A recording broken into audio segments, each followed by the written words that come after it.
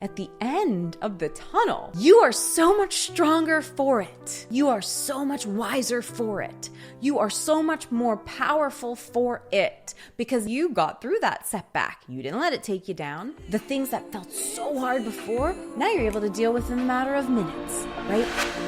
I know that you're in my head and I know.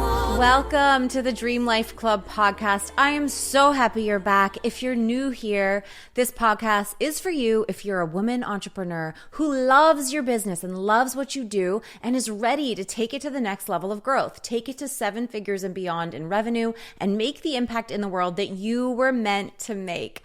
My name is Sumi. I started my first company when I was 19 years old, grew multiple 7-figure companies and a multiple 8-figure company since then, sold that company before I was 30, and I am on a mission to change the statistic that says that only 2% of women-owned businesses ever cross the $1 million mark in revenue. We're going to do that together.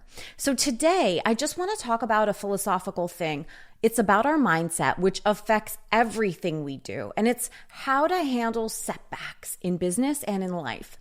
I want to use an analogy from my fitness journey and talk about how the lessons that have applied there also apply to business. And I'm hoping that you'll relate, you'll hear yourself in some part of this story and take pieces of it that are applicable to where you are now in your journey and use it as fuel to help you turn around any natural tendencies you have to perhaps go down a downward spiral or to let yourself get set back by a setback instead of doing what we're going to talk about here. So I want to start off telling you a personal story. What happened to me earlier this year in my physical and fitness journey was that, I had been for the past 3 years working really hard on some physical goals, like more calisthenic goals. Like I got my first pull-up 3 years ago. I actually got my first push-up on my toes also, and now I can do like sets of 20 push-ups. I'm up to doing 6 consecutive pull-ups now, which has been a huge achievement for me. Earlier this year, like January timeframe, something happened that really knocked me off my center. It really felt like a huge setback. I go into my normal like weekly appointment with my trainer, and I'm starting to, do the warm-up exercises. And at that point, I was up to doing like 3 consecutive pull-ups, and I go in to do a couple pull-ups as a warm-up, and I all of a sudden couldn't pull myself even halfway up to do 1 pull-up. And it was a really weird feeling because at this point in time, I had been able to do 1 pull-up for like 2 years. And I had never, in that 2-year time frame, I had never not been able to do 1 pull-up. And I'm like, wait, what? I couldn't even pull myself halfway up. And then I got back down. I was like, what's going on? Like something just felt weird. And I tried again and again and again because it was like, what? Like how could this sudden like drop off a cliff in my abilities happen? And it really didn't make sense. Like I was fresh. I was tired. It's not like I had done some major lifting beforehand or anything. It just didn't make sense to me. And then I remember that whole rest of that hour, like everything that used to be easy, even like was just hard, and something was weird. Something was up. And so then I was like, maybe I'm just having an off day, although that didn't seem like the right explanation. So I go back the next day, go into the gym, and I like try again, and don't have the strength. Try again the next day, don't have the strength. And at this point, I'm like, okay, something is going on. Then I started to feel some pain in my neck and some numbness and tingling down my arms. And I'm like, okay, something is happening here. So what I do is I go in to see a physical therapist, and I go in to see a chiropractor, and then I go in to see a physical therapist again, and we start working together, and I go to see a chiropractor again, and we start working together. Then I talk to a friend of mine who's a doctor, and she's like, Sumi, you shouldn't be just like ignoring this. She's like, you've lost. So what happened was I realized I had lost all of my strength pretty much in just my right tricep. And so it was like, 10% of the strength of my left tricep. And my friend who's a doctor was like, you've just suddenly literally overnight, lost 90% of your strength in your tricep. Like this is a nerve issue. This is a spinal cord issue. Like, you need to go see a doctor. And so I made an appointment to get an MRI, and I got an MRI. And I remember I was like, and I had heard so many stories, like everybody goes and gets MRIs and everything's fine, right? Like, it's never like life shattering news. And I go get the MRI. I remember the technician afterwards. I was like, so anything interesting? And he's like, I can't disclose anything with you, ma'am. And I get a call from my doctor's office, and they were like, you need to go see a surgeon ASAP. So I go see a surgeon, and that surgeon reads me, the results. And it's basically like, he tells me what's going on in my spine. There are some abnormalities. And he gives me a plan of attack to sort of like continue with the PT, but he's like very strict about like not doing certain exercises, not doing even things that I had been doing up to that point, like heavy back squats, Olympic lifting, like things like that. And he's like, you got to just really focus on strengthening all the tiny little ligaments and tiny little muscles around your neck to make sure that your neck can support you in like daily living going forward. And so you really need to take time out and focus on doing these exercises for your neck.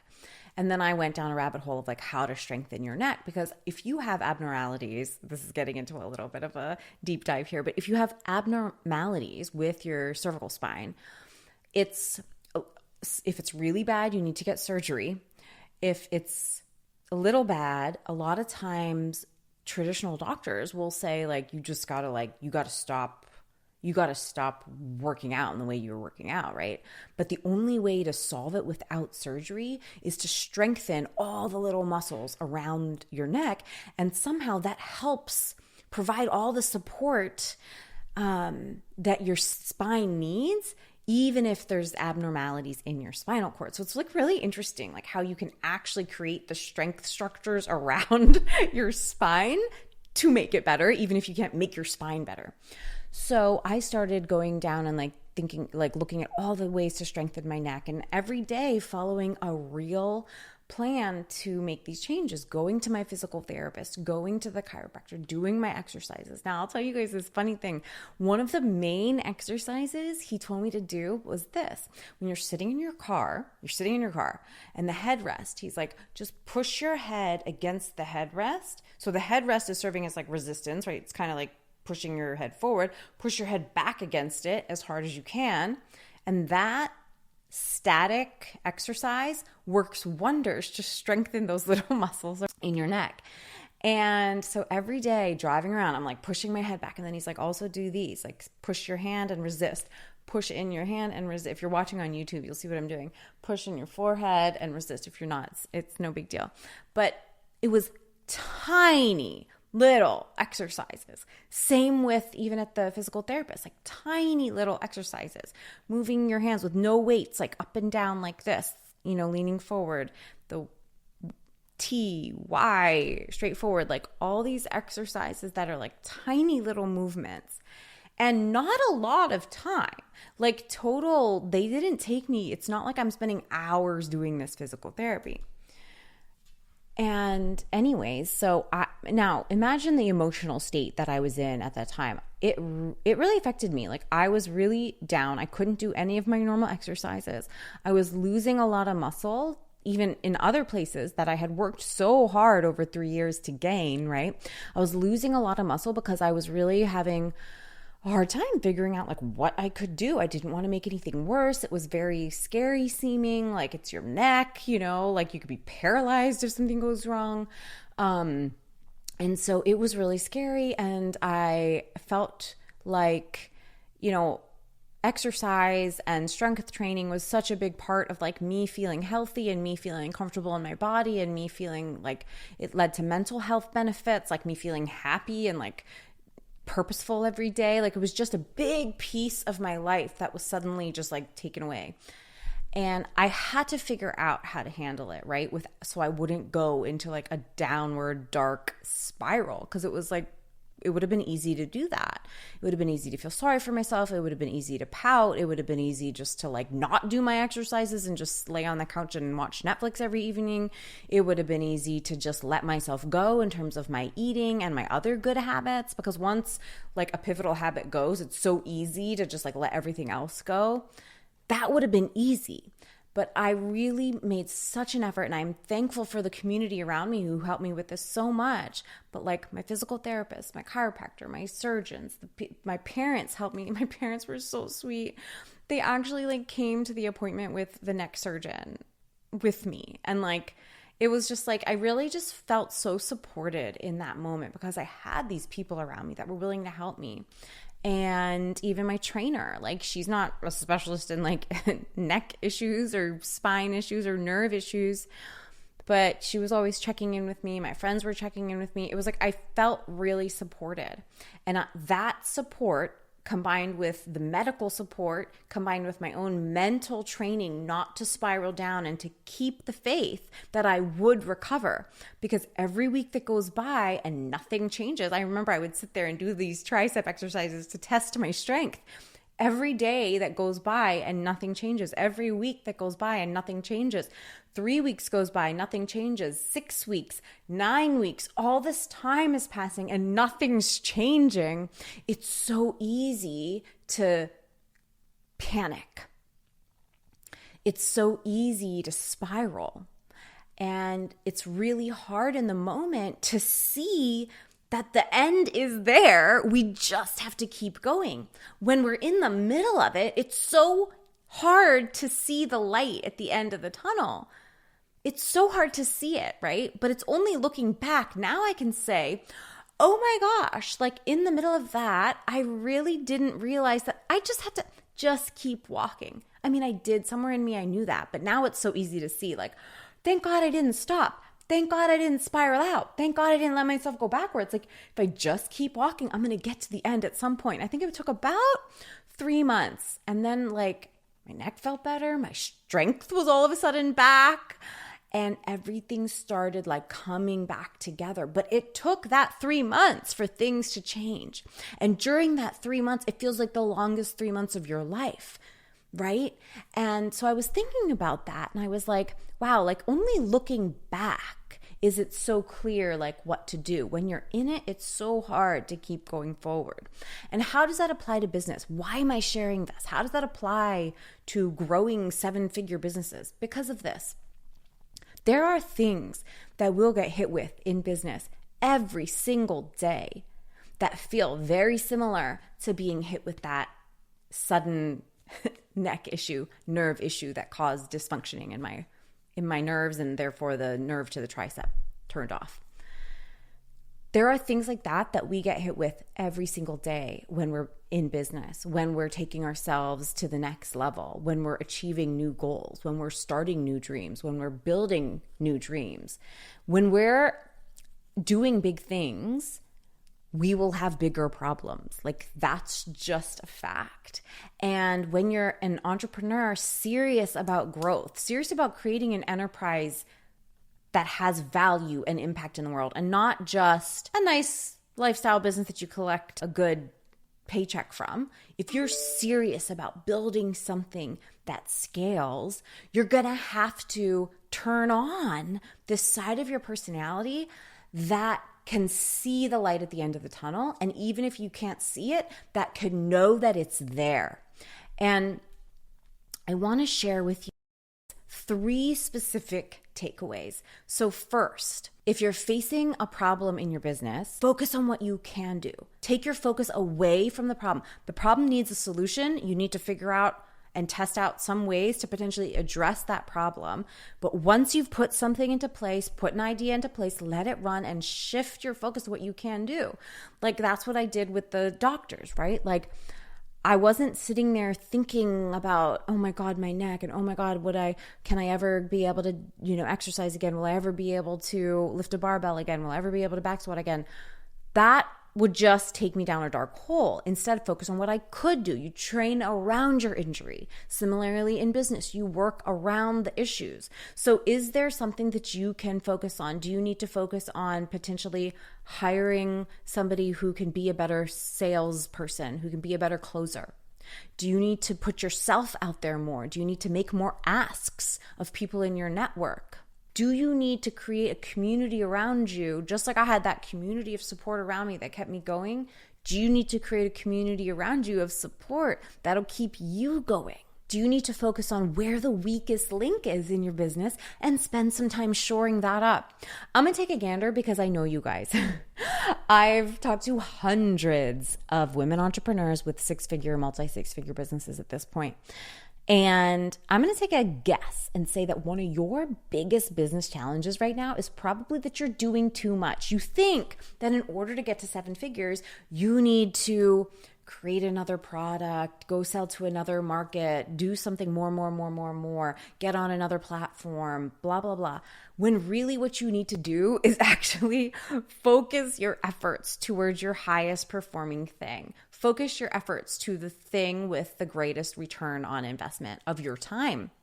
Because when you're at that level of like six figures or multi six figures, like let's face it, you don't have a lot of extra resources to invest in team and other consultants and other softwares and other market research and blah, blah, blah.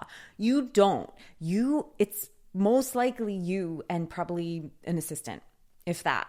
And what you need to do is to focus all of that energy that's a little scattered right now, be honest, and focus it into figuring out what's going to be the biggest return on your investment. Focus on that 20% of what you're doing that's going to actually get you 80% of your results. Like that's what you need to do to cross the $1 million mark. Anyways, that's not what this is about right now. Point is, focus on what you can do. That and proper money management is what I see all the time. Proper money management. Actually, when I was first growing my business, I got the best piece of advice from the beginning. One of my colleagues at the time, like she was another woman business owner in DC, and she's like, my biggest piece of advice to all of you guys is get a good CFO. And she was right. She was right. That changed the trajectory of my business. Okay, so that's the thing. Focus. That's one specific takeaway. When you're facing a setback, focus on what you can do, not on what you can't do. Focus on what you can do. Second thing, consistency. It wasn't that I had to spend hours every week, like multiple hours to fix my neck or, like do all these big major things. It was the tiniest. It was the tiniest of exercises. And I love that analogy because that's how it is with what we're building. It's the tiniest of steps forward that we take every single day that make the difference. If I didn't do this tiny little movement every day for 3.5 months, I wouldn't have healed my neck. I wouldn't have healed the issue. It wouldn't have happened. But when you're doing it, it feels so silly. It's like this tiny little thing. This is really making a difference. It's like, yeah, you just got to do that tiny little thing every day over and over again, even when you don't want to. And that tiny little thing looks different in business, right? That tiny little thing is making that call that you don't want to make. That tiny little thing is finally releasing your ads that you're a little bit unsure of. They're not perfect, right? That tiny little thing is like putting your head down, putting your headphones in and focusing down and finishing your book or like whatever it is, right? Like it's those tiny little moments of, yep, go ahead and do it. Take that one step, not getting overwhelmed by the big picture. Like when I was injured, so overwhelming. Oh my God, will I ever be able to do anything again? When I'm building my business, when you're building your business, it's so overwhelming. Where's the next client going to come from? How is this really going to scale? I have all of these things that I need to get done. And I'm like, there's too much going on. There's not enough time in the day. It's pressure, blah, blah, blah. Stop all that noise. One tiny little action after another every single day, right? And then the third thing I want you guys to take away from this fitness analogy is to catch yourself and don't allow yourself to go into a downward spiral, because like this whole episode is around how to handle setbacks. And when you're feeling like something is coming at you that just isn't what you wanted. It's not what you wanted. It's so easy to get upset. It's so easy to get into negative self-talk. It's so easy to throw yourself a pity party. It's so easy to say, why is she getting all these media opportunities and collaboration opportunities and I'm just as good and I'm better prepared and my product's better and why aren't I? It's so easy to get into that game of negativity. And I'm sure you guys all know this, but it's so good to be reminded of it. That gets you nowhere. That gets you nowhere. So there are a few tips to make sure that you can catch yourself. The two main tips I have for you to catch yourself from going into a downward spiral. The first is to create a mantra for yourself to stop your mind. Whenever your mind starts to spiral or freak out, you replace all those spiraling and freaking out thoughts with an empowering mantra that gives you the feeling that you need, whether it's to calm yourself down, center yourself, motivate yourself, focus on the right thing. You got to create a mantra that feels like it's what you need. You got to take it seriously because this mind chatter is what kills us all from progress. It's our own minds and thoughts that don't allow us to actually make the progress on our goals that we're capable of making, right? So what words would help you stop spiraling? Turn it into a short sentence, 6 or 7 words that you can just repeat to yourself. And if you find yourself spiraling, close your eyes, breathe, repeat that mantra a few times. Brendan Burchard has just release, one word, release. Release, release. He calls it his release meditation. I prefer something that's a little bit longer, but you got to create your own and you got to make it specific to this thing. Like if you're freaking out about time, right? Then maybe your mantra is, I have all the time that I need. I have all the time that I need if I focus on the now. I have all the time that I need if I focus on the now. If you're freaking out about maybe clients leaving, 2 clients quit, okay, or stopped your subscription or canceled their contract. Maybe your mantra is, there are more than enough clients out there for me. It's my job to find them. Whatever your mantra is, it doesn't matter. What matters is that you feel empowered when you say that to yourself. So create a mantra. And then just like the specialists that I went out there and I literally saw 2 different surgeons, a chiropractor, 2 different physical therapists, my trainer, and my community of friends who were checking on me, my family, right? Like I had a support system. You need your support system. You need your squad, right? You need your accountability peers. You need your coach and mentor who's like the main doctor, making sure you're on the right track. You need your specialists. Maybe there's a skill you need to learn. Maybe there's a specialist in leadership or a specialist in sales or your CFO. Like maybe there's somebody you need on your team, right? You need your squad. You need your people. So with your people and your mantra, and you can prevent yourself from going down into a negative spiral and just believe, have the faith, keep the faith that there is light at the end of the tunnel and you're going to get through this. And by the way, at the end of the tunnel, you are so much stronger for it. You are so much wiser for it. You are so much more powerful for it because now you have the lived experience that you got through that tough time, that you got through that setback. You didn't let it take you down. And each time that you don't let a setback take you down, you build confidence, you build strength, you get more and more able to handle the setbacks that were once 100 pounds, now feel like a tiny little prick, right? A tiny little pinprick. The things that felt so hard before, now you're able to deal with in a matter of minutes, right? Like each time you go through a setback, you get so much better equipped to handle what's coming next. And that's how we get prepared. That's how we build the strength to actually build our businesses and to handle what's coming for us at that level. We have to have the emotional strength. We have to have the mental fortitude to handle that level of business success and keeping on going and leadership and team and presence in the world and brand and all the things that come with being a CEO of a multi-million-dollar company. So use it. So use the setback to help move you forward. Once you get to that end of the tunnel, no matter how long the tunnel is, there is an end and there is light at the end of the tunnel. You just got to keep walking. It's hard to see it when you're in the middle of it, but these 3 tools will really help. The first is to focus on what you can do. That's akin to training around the injury, right? Focus on what you can do. The second is consistency. It's about the small little steps that you take every single day that will get you to the end of the tunnel. If you quit, if you stop, if you think this is so small, it won't make a difference, you will never get there. You've got to keep going. Take that step, 1 foot in front of another, 1 step in front of the other. And lastly, catch yourself from going down the rabbit hole of negativity. Catch your mind by 1, creating a mantra for yourself, and 2, surrounding yourself with your squad. You need your support system. You need your mentor. You need your accountability peers. You need your friends and family. You need the people that are going to help you get through it when you're in that tunnel. So I hope this helped you guys today. I hope you can use your setback, if you're going through something tough right now, as an opportunity to develop the inner strength, to develop the emotional strength and the mental strength to get you through it so that you can build and be the person that you need to be to achieve all of your goals and dreams going forward. Lots of love, and I'll talk to you next time.